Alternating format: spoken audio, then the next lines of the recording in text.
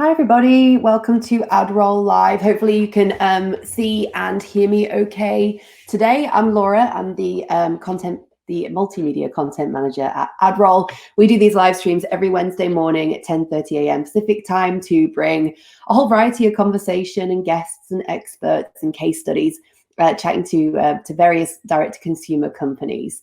Today is no different. We're going to be chatting with Kristen Anderson from Catch, who is the co-founder and CEO. While we're just waiting for a few people to join, I'll do my usual little bit of chat just to start the live stream off so we can get some viewers in. But of course, we are live here, so you can get in touch with us. You can send your messages in the chat box, whether you're on Facebook or if you're on LinkedIn. Do get in touch. We love to have your questions. We also love to know where you're watching from and get involved in the conversation there. You might notice that I'm in a new space today. If you're kind of a frequent viewer, you'll have seen the past few weeks I've been surrounded by moving boxes. I have actually moved to a new house. I love that last night my husband took a picture of me. This is kind of like what you can't really see from behind me. I've managed to move all the boxes out of the way. But I thought actually what's even funnier about this is if you zoom in on my face, this is about 11 p.m. last night, trying to catch up on work after moving everything in, and that face does not look so impressed. That's the most authentic thumbs up I think I've ever seen. But super happy to be in a new home. My recommendation is maybe don't move during a pandemic. It's adding stress to stress, but here we are, very happy in my new beautiful house. Very exciting. All right. So it is, of course, I just want to promote quickly that if you're in the USA, if you're in the United States, of course, it's a long weekend for the 4th of July. So if you're looking for some extra content, perhaps get some seasonal marketing advice and tips. Yesterday, we just released a blog on seasonal marketing, building a 4th of July campaign. There's some great ideas there done by one of our team members, Chris van Wagner, who was sharing some ideas and some tips. So check that out. I'll post the link in the chat box at the end of today's live stream so that you can check out that seasonal marketing blog. But some great ideas there for the weekend and just in general for some seasonal campaign ideas. So take a look at that. All right, let's get into our guest for today. I have a great video clip that basically gives a good idea and an overview for what Catch is all about. Catch is the first personal benefits platform that helps independent workers manage their tax withholding, time off, retirement, and health insurance in one place. Each time you get paid, Catch will set aside a % of each paycheck for the benefits you need most. Some months you make a lot, others not so much. It doesn't matter how much you're paid or how often.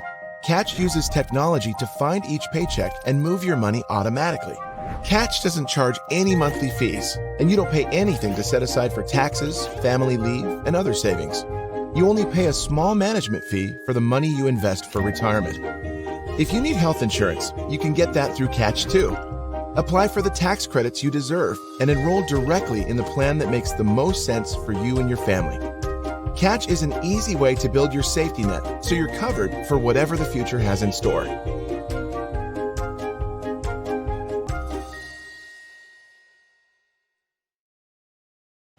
Awesome. Where was this when I was working freelance? That's what I want to know. So as you see there, Catch.co is a user-centric personal benefits platform. And I have here the co-founder and CEO, Kristen Anderson. Good morning. Thanks for joining us.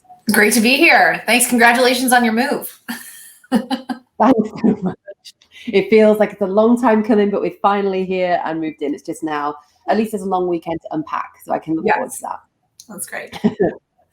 So thank you so much for joining us. Really appreciate you taking the time to chat and tell us a little bit about Catch and how everything kind of came to be. And also we'll kind of dig into just like some of the information about your customers and how you guys work to try and, your marketing team, things like that. But a good starting point is usually just about yourself. So like, how did you get to where you are today? I went to school a long time ago. I graduated the last time the economy was in the garbage, and I was a math and economics major. So everyone thought I was going to go be a math teacher.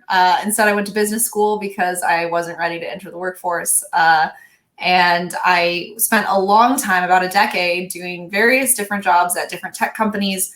not really sure of what I wanted to build or what I wanted to be creating.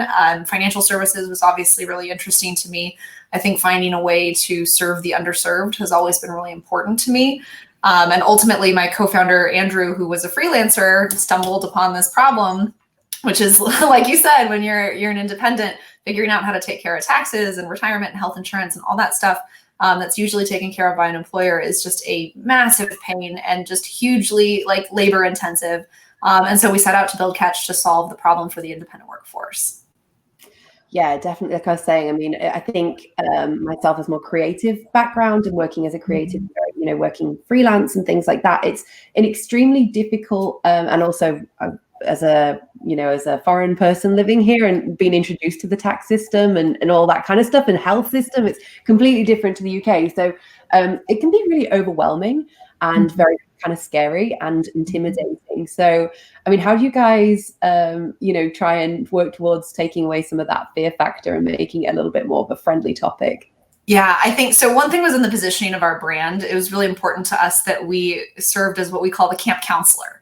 So we wanted to be someone who you liked and wanted to spend time with and thought was really cool. But when things got serious, you were going to listen to what they had to say. So we took that approach and how we talked about our products in terms of what we did. And we use that voice very sparingly in terms of like telling people to get serious, because I think sometimes financial apps can make everything feel like the end of the world. And you don't know how to weigh like what's important, like what's a big deal versus what's not a big deal. Like, you're supposed to file your taxes quarterly when you're a freelancer. But one thing people don't know is that the penalty isn't that big. So it's good to know about it and it's good to do about it, like to do it if you can. But if you end up where you're not able to do it, it's okay, right? Versus something like health insurance, where if you don't get health insurance before the window closes in open enrollment, you can't get it again for a year. So they're just like, there's an importance in recognizing like the weight of your voice and when you use that serious tone. And I think that's the first thing we did. I think the other thing we did to make it accessible was we focused on automation. You don't want to do this stuff, right? So as much as possible, whatever we can take off your plate so it happens in the background is really where we want to spend our time, rather than forcing you to learn everything there is to know. Yeah, not having to kind of be that expert. It's always good to have a grip of your own, obviously, of like, kind of accounts and finance and all the rest of it. But not having to micromanage it just takes off a lot of that stress if it's going on in the background. Awesome. So when did the company launch? Tell us a little bit about when, everything kind of came to that moment where you decided that this was something that was needed, that there was a missing point in the market, and how it all kind of got started. So my co-founder was freelancing in 2016 when he decided to build sort of a prototype for this product. We started building, I think, in early 2017, and realized that this is a massive undertaking, right? We're talking about banking services, investment services for retirement, integrating for health insurance. All that stuff is not easy to just plug into with a technology interface. So we spent about 1.5 years before we even went live. So we tried to take a lot of time to put something out that was usable. And we launched in fall of 2018. And I think we learned a lot. I think, anyone who's ever founded a company, that one of the most important things is launching, because you actually learn from your customers. You learn what you missed, maybe what you made wrong assumptions on. And then in the last, I guess, almost 2 years now, we've been working on building out the product bases that we offer, expanding, the market that we serve, and making sure that like everything works really seamlessly. And those recommendations that I talked about, that they're happening really proactively instead of reactively. And in terms of as a product offering, like what was existing on the market, and how have you guys kind of made something that's a little bit different or competitive with what was available to people? Yeah, I think most of the products that have been available are ones that are sort of point solutions, where you could go out and you could find a retirement plan, right? And if you were an independent, you could use that for retirement, or you could go out and you could use healthcare.gov to get your health insurance. But there wasn't really anything that tied all those things together. So I think the way we've thought about differentiating is really thinking of like a paycheck. So for a W-2 employee, a traditional employee, when you get paid, you get this pay stub, right? And on that pay stub, it says taxes and 401k and health insurance premium, and really delivering that for people who are independent.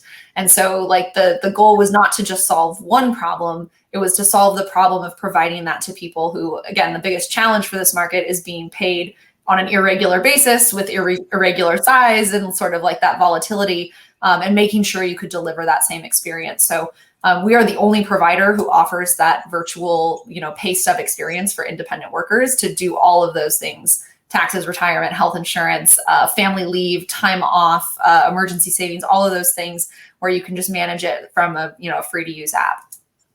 That's awesome. And what's the in terms of your customers and those who are signing up, like, who like what kind of spectrum or what type of background do they have? What type of work do they do? Yeah, well, you hit on it right at the beginning. The creative class is actually our largest cohort. So folks that are writers, illustrators, designers, photographers, videographers, musicians, a whole host of other groups, that makes up our largest cohort. I think those folks, for a lot of reasons, are really focused on their craft, and worrying about the back office stuff like taxes is just not at all a priority. The second cohort we serve, which has very similar creative instincts, is the personal services class. So that's hairstylists and beauty professionals, yoga instructors and dog trainers, and other business owners who really focus on a sense of like community and empathy. And those are really our two largest cohorts. And then there are a few other smaller ones like gig workers, folks who are doing sort of task completion and delivery off of the platforms. We serve small business owners, but those are actually a smaller cohort for us than those two first groups, who tend to think of themselves more as consumer first and business second. And what, like, how do your customers like to be communicated with? I mean, obviously you have a very digital, it's, online experience. Do you kind of do a lot of things through notifications, or do you do emails, or how do you like to mainly communicate? I'm laughing a little bit because I believe that our head of marketing is watching this right now. And when you said emails, I'm sure she went like this a little bit, but we've taken a very strong stance against email in terms of places to sort of market ourselves. We use email as a way to communicate as necessary through the product, but I think we've been a little bit more creative, and very much to her credit, our head of marketing has done things that like really reach people where they're most receptive and where you're sort of least intrusive. I think email is sort of like the modern mailbox, right? Like, and direct mail is not people's favorite way of being reached out to, right? You get this pile of junk mail and you're like, I didn't ask for this. This isn't what I want.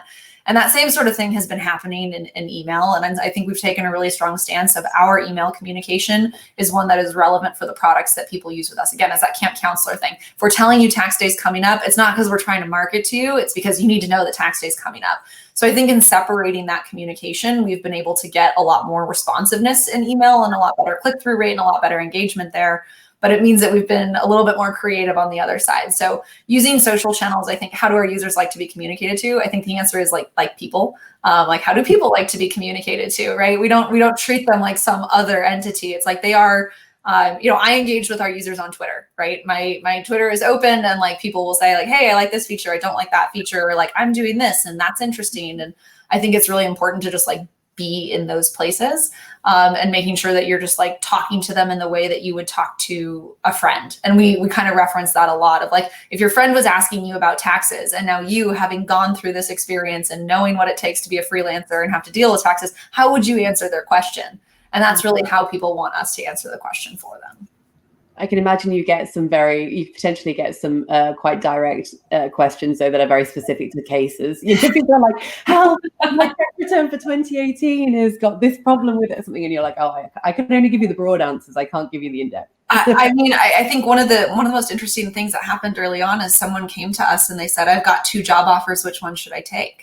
And I think that was this huge moment where we were like, wow, people really, really trust us. And they really, which is great. I mean, obviously that's the goal, but I think they were trying to weigh the benefits of taking a contract job versus taking a W-2 job. And like, what are the trade-offs that I'm making?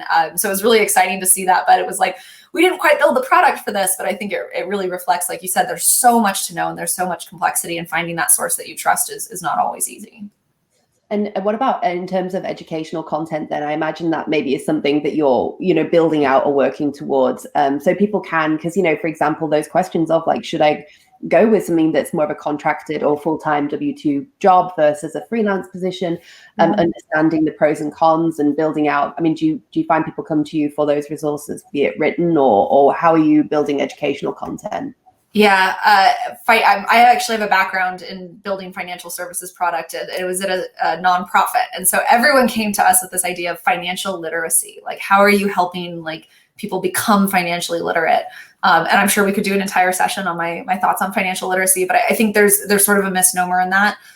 Literacy is not as important as capability. And so, the ability to like quote facts on like what is dollar cost averaging like isn't critically important. But what is important is that in the moment that you're making decisions, you're making good decisions, right? So I think that's just an important lens in terms of how we think about education. It's less about long form content. Like we do some of that to make sure that it's available for people, but the strategy is really not like long form content is a way to drive people to do the right stuff on our platform. It's really about like micro content and making sure that in the moment that someone's trying to choose between a Roth IRA and a traditional IRA for retirement product, how are you helping guide them? So we'll say, we recommend this one to you. We recommend a Roth because that has fewer penalties if you need to withdraw early. And because you're a freelancer, your income is likely much more volatile. And so you should consider the one that has lower penalties. So in that moment, they're learning, but they're learning in the context, one, of the information that they've provided us, and two, in the context of actually making a decision in that moment, rather than us saying like, watch this video about Roth IRAs, and then 2 weeks later, you're now asked to make a decision, and connecting those dots is often really difficult. I did really want to test trying, signing up for the product. And there's actually probably no reason why I can't, because it is free to start an account. And because I was kind of intrigued in terms of that usability of, once you log in, like what types of questions you ask. And if it's like a, kind of a navigate through a path of obviously like yes, no, this way, that way pathways for like what might be best for the user. Is that kind of how that process works once somebody logs in? Yeah. We're actually in the process of relaunching our onboarding. So I'm really excited about it. So anyone who signs up today is probably going to see something a little bit different than people who sign up in a week. But it's the same basic structure, which is to be really conversational and to really ask people questions that they know the answer to. Again, I think sometimes the downfall in financial services apps is they ask you questions that you're like, how would I ever know that? Like, there was one product that I tested out that was trying to help get people a quote for life insurance. And it started out by saying, what do you estimate inflation to be for the next 35 years?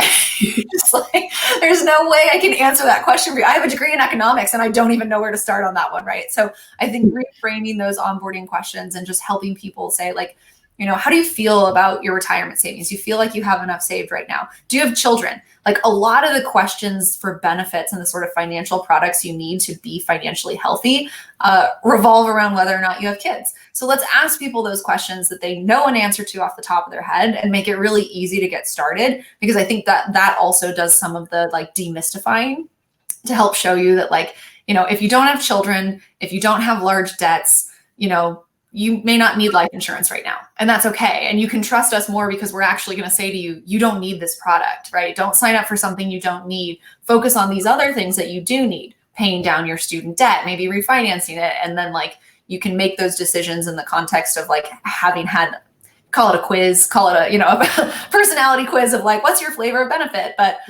that really helps like sort of centralize people in the custom recommendations that make sense for their life. Absolutely. I think if anyone's like me as well, who, I just literally am submitting my tax return for this year because we've had the pushback with Corona and everything, like doing it earlier in the year, those dates have moved.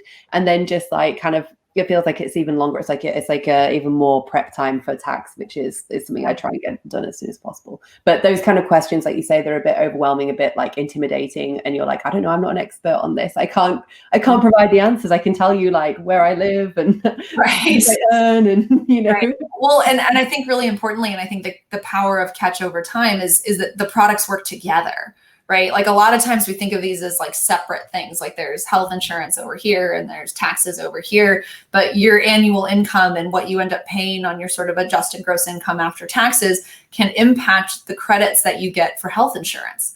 And so like those things, like being in the same ecosystem, it's completely like logical. And the fact that they're not right now is something that we've sort of been trained by banks and stuff like that, who like separate all these things out into separate product lines, and they're completely, they don't speak to each other. They don't like act with any intelligence, when in reality, like your future retirement, your tax savings now, your health insurance tax credits, like all of those things like really should be very connected, because that's what a safety net is supposed to do. Yeah, absolutely. I'm intrigued to hear a little bit about like what this year has been like, because 2020 has obviously been a bit of a wild ride so far. And I think that, it's been a kind of a scary time for people who are in, full-time employment and who are in kind of like more contracted employment, and then also those who are working freelance. Of course, there's been a lot of uncertainty. So in terms of trends this year, what kind of things have you seen? Yeah, I think, if I was going to pick a year to be CEO, 2020 probably wouldn't be it. It's certainly a challenging year, but I very much consider myself lucky. I think, to be in the fortunate position to be building something to help people navigate change and complexity and a loss of income is a really powerful place to be, but it certainly has been unpredictable. And I think that challenge that I've faced is a minor scale of what a lot of people have really seen, which is the ambiguity is sometimes the most difficult part.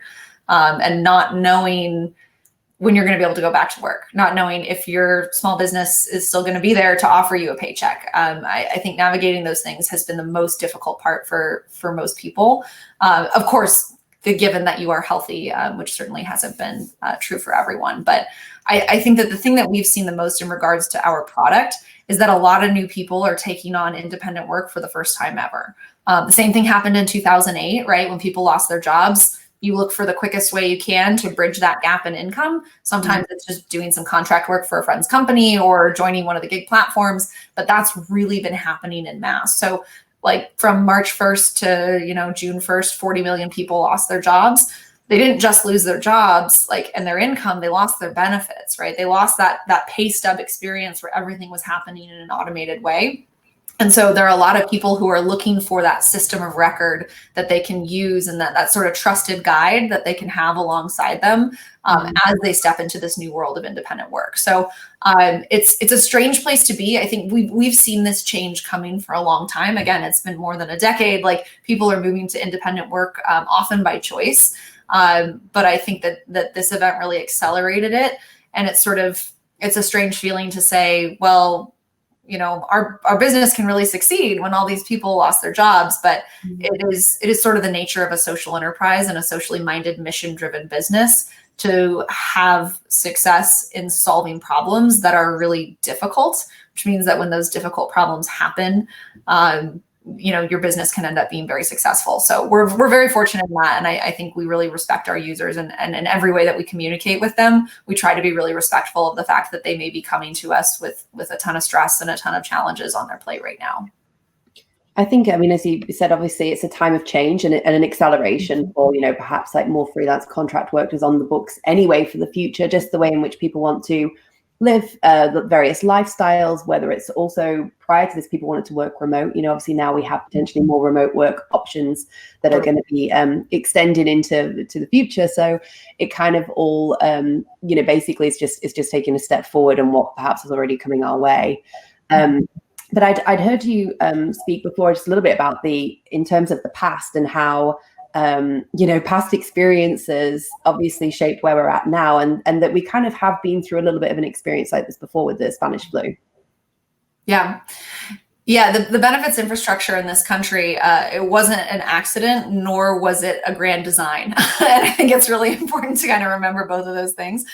It did happen as a result of sort of the context and the global situation, the cultural situation. I think starting with the Spanish flu and the end of World War I, there was a recognition of the importance of health insurance. Now, that should very much be caveated because health insurance in 1918 looked very different than it does today. But actually, the clause that allows employers to pay for health insurance tax-free came after that period. But it looked very different, right? So it wasn't a huge expense. It was this small thing that was kind of just added into the tax code.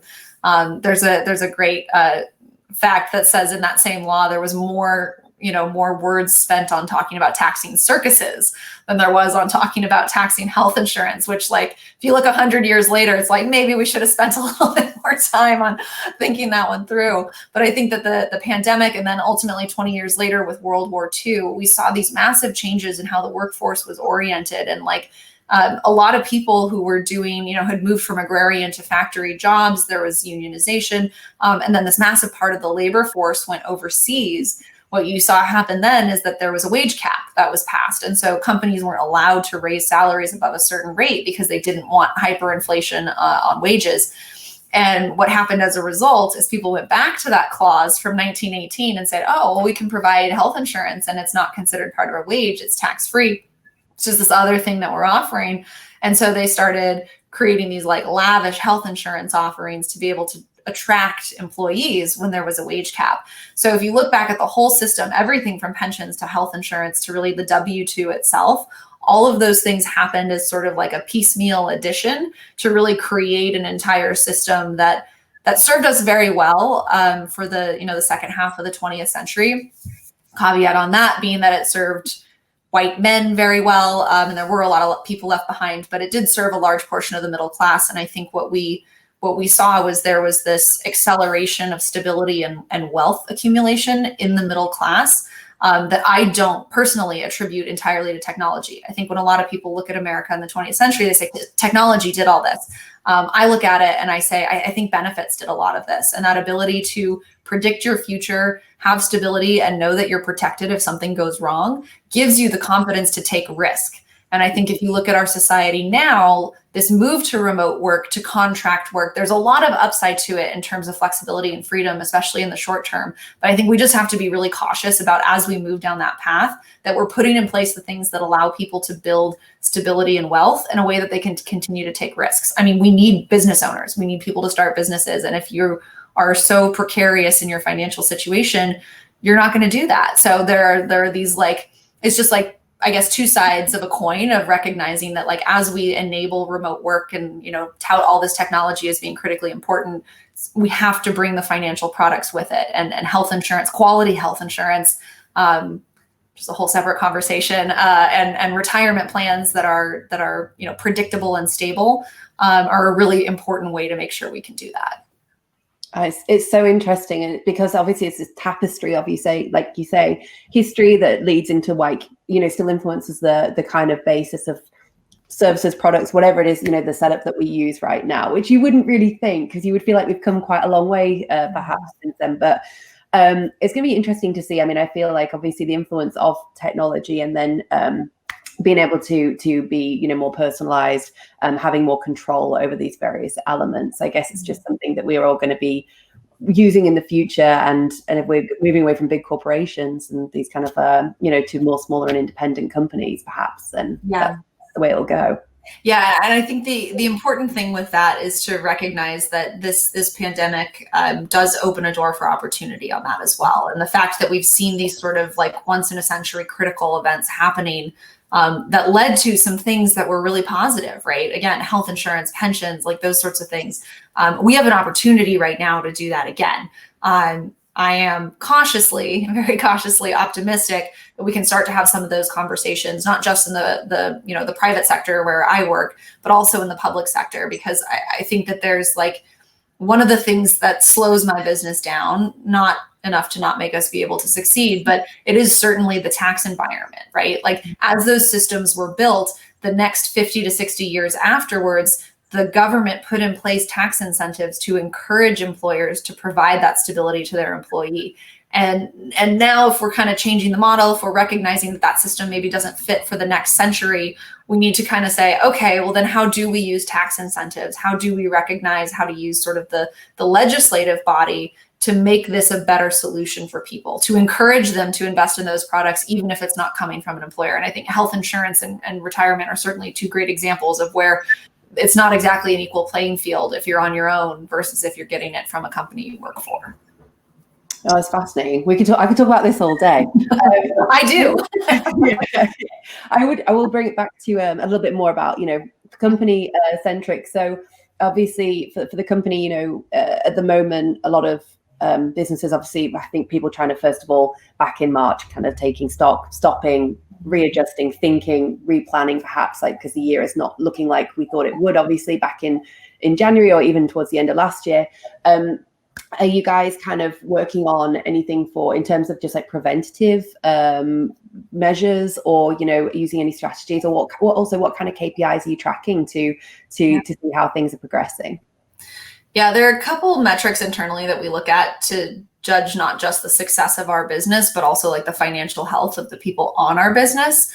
We've aligned all of our KPIs with things that we think make our users more financially healthy. So one of those is like our average balance, right? There's a statistic that says that 44% of Americans right now, I'm guessing when they redo this, given the pandemic, the number is going to be much higher, but I guess let's call it a 6-month ago statistic that said 44% of Americans couldn't cover a $400 emergency. Our average balance right now is significantly higher than that, which means that we have a user base who is much healthier than the average person in America because they have that liquidity in cash to cover a short-term emergency, which I think we've all lived through and now recognize is really important. So the importance of the savings rate and that sort of being reflected in the balances is really important. I think health insurance is another one that's kind of tricky to measure sometimes, but we know through research that having health insurance makes you less likely to die because you're less likely to put off critical care. You're more likely to do preventative measures. And so our ability to deliver health insurance to folks who are previously uninsured is something that we look at. So we say, do you have health insurance already? No, you don't. That's totally fine. Once we get them health insurance, we can say, okay, that's a step towards that stability and success. In terms of forward-looking things that we're thinking about, I think we had a roadmap for the next 24 months probably, and we just sort of looked at what was on that to make sure we had a good sense of, are we delivering the things that people need right now? And I think we moved a couple things around and we started prioritizing disability insurance. So income replacement, if something goes wrong, I think there's sort of a salience to the recency of this happening and just losing your income. I think a lot of people, myself included, I think if you had asked me a year ago, what if you just lost all your income? I think the gig platforms opened up a huge opportunity to say, oh, well, I'd go on a freelancing platform. I'd try and do some coaching and some writing. And I could drive, I could deliver meals. There are all these ways for me to earn income. And I don't think a lot of us anticipated this cataclysmic event where just income just stopped. And I think because of that, people have a much stronger sense of the importance of something like disability insurance. And so we're working really hard to make sure that's available on the platform as well, so that people can purchase that and make sure that their income is protected for their families and their future. It's funny what you're saying before, you started your career in, at the last recession, and it's I'll be so lucky to have had two, and just on a roller coaster. I guess we're better prepared perhaps because having gone through it once before, maybe it's not such a kind of out of the blue or foreign concept to be kind of thrown into this crazy changes. But this is obviously something else than what we've so what about in terms of just for partnering and, do you connect with any, kind of like-minded companies, or have you kind of developed any bonds with other companies that also cater for your, community and your audience? Yeah, I think that's been one of the most fun parts for me is finding all these like-minded companies that are looking for ways to deliver financial stability to a group of people who have been otherwise overlooked. Or underserved, I should say. I think that there's a couple companies that come to mind. One is this disability insurance provider I'm talking about. They're called Breeze. They've been working to create a really quality product that's affordable, that can serve a sort of a non-traditional workforce, right? Which again, a lot of financial products are hard to get into the independent workforce's hands because of their volatility in income. It makes it hard to price certain things. So really excited about working with folks like that. There's a health insurance company called Decent out of Austin, Texas, that is doing what's called an association health plan model. Their team is incredible. They've really put together something that creates a cheaper health insurance plan for independent contractors. If you don't qualify for tax credits, you can save up to 40% on their plans. And so there are just a lot of really innovative models that I think people have started trying out. And again, a lot of people say, with crisis comes opportunity. And I think that people are really willing to try things that have never been done before. What's great about our position is that we serve as something of a hub, right? And we get to sit at this intersection and really help our customers and help vet some of these different options to make sure that we're providing them something that's high quality.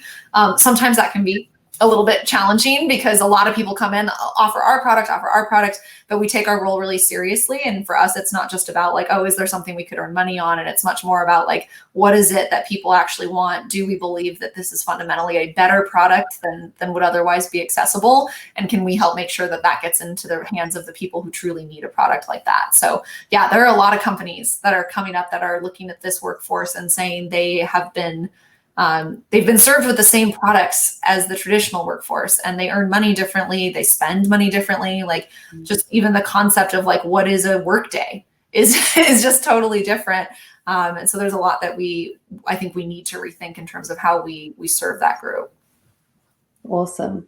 I think probably just one last question for this morning would be about, if you were to give advice to any company that's starting. Obviously, I know with as we were saying at the start, with financial company or with backing financial institutions, it's kind of a little bit more of it's a longer process. It takes a lot of kind of working through all of the various kind of, I'm not sure what you'd call legislation or official things that you need to do. Compliance.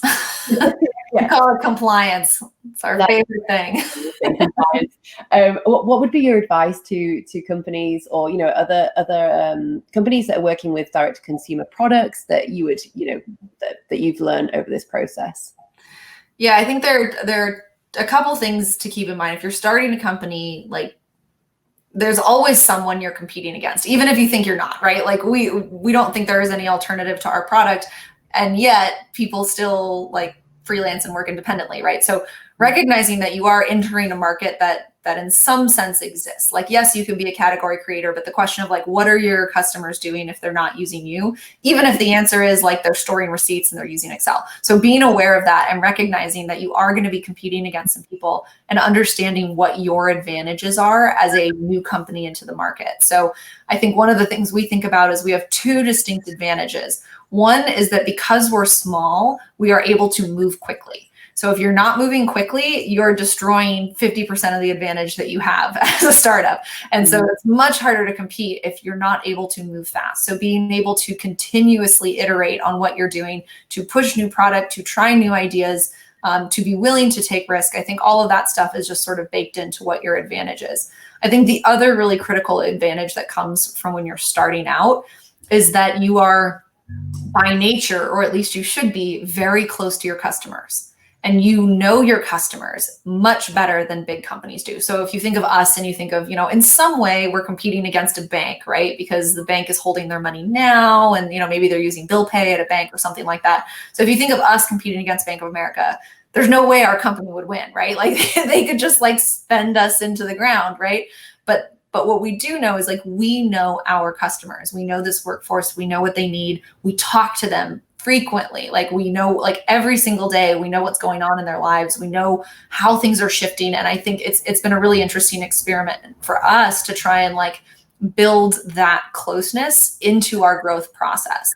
And I've spoken to folks at certain large institutions that shall remain nameless that really, like, when I get on the phone with them, they want to know very little about me or anything, specific other than our customers. And I get on the phone and they're like, so what are people doing for income right now? Like, how are they earning money? And like, what are they feeling? What are they? And I think your ability to have that knowledge very like intuitively, because you're hearing it all the time, means that you have a chance to win. So if you're getting started, just like remember that you have to move fast and you have to take risks, and you have to do that while listening to your customers, because you're much more likely to succeed if you're taking risks with the like inherent knowledge of what it is your customers want. That's awesome advice. That's really great. I would say I wish that after buying a house, I would love an experience of perhaps dealing with mortgages and all that information on a more personal level, because you do very much feel like a little like small person just in the cog of like all these numbers and however many hundreds, thousands, millions of people who are like buying and selling homes, so it's yeah, when I purchased my home here in Cambridge, Massachusetts, I remember getting the stack of paperwork, sign here. And I remember that, they were doing a good job explaining to me what each thing was. And they read one clause and I was like, wait a minute, like, I don't agree with that clause. And it was like, you're going to sign here. And I think it was something along the lines of like, our mortgage company had the right to sell our mortgage at any time without any of our permission or anything like that. And I was like, what if I don't want to give them that permission? And I remember our agent was like, well, it really doesn't matter. Like, you could try and get a lawsuit together and like maybe the state of Massachusetts would take it on. And like, but like, they were like, if you want this house, like, you will sign right there. And I was like, what kind of a process is this? And then by the time, if you're anywhere living in the Bay Area, then you know that buying here is completely crazy. So even getting an offer accepted is like a real mission itself. So to get to that stage, you can't really contest anything. You're just like, I'm just going to blindly sign whatever this paperwork is. And like you say, it's like a wad this thick. Completely. So it's kind of a wild process. What I look forward to, because I think like companies such as yourself, like, as Catch, and, and those like yourself working towards making personalized, really kind of bringing some more knowledge, some more control to the user is just kind of like what everybody needs to be able to. But I mean, how much more personal can you get than your finances? It affects so much of it's everything in your life potentially, right? So it's just so important. I look forward to hopefully a more controlled, more personally controlled future of finance. Well, and one last thing I'll add on this is that I think historically we've treated finance as very separate from emotion.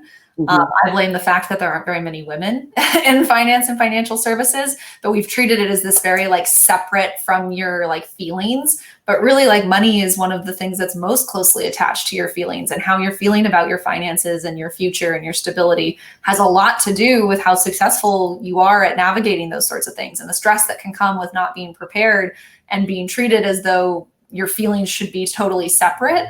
I think makes it a lot harder for folks to have trust in that industry. You go into a bank and it's like black tie and like, nobody smiles. And it's like really hard to feel like that's a place where your financial well-being is truly being cared for. So I think a lot of empathy entering into financial services is certainly the future. And I think that's exciting too.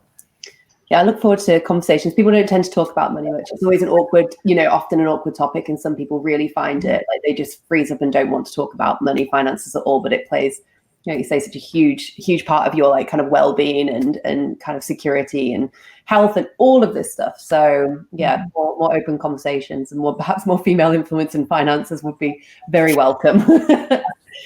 Before I let you go this morning, I just wanted to show, I know that Noelle was going to potentially join us today. She just said, hi there, who's watching online, and also Nathan as well. Hopefully I'm pronouncing your name right there. Just a couple of people who've given us a wave while we're live here this morning. Thank you so much for joining us today. I'm just going to show people briefly here your website, of course, so you can go to catch.co. If you go to the website there, you'll see, all the information about how you can get started, how everything works, and kind of read more information. And of course, like kind of get involved and ask some questions if you want to. They've got a great chat bot there, as well as people working at the company who can answer your questions. So check that out. That's catch.co. I'll share the link in the chat box when we wrap up for today. Kristen, thank you so much for joining us. Really appreciate your time. Yeah, thanks so much.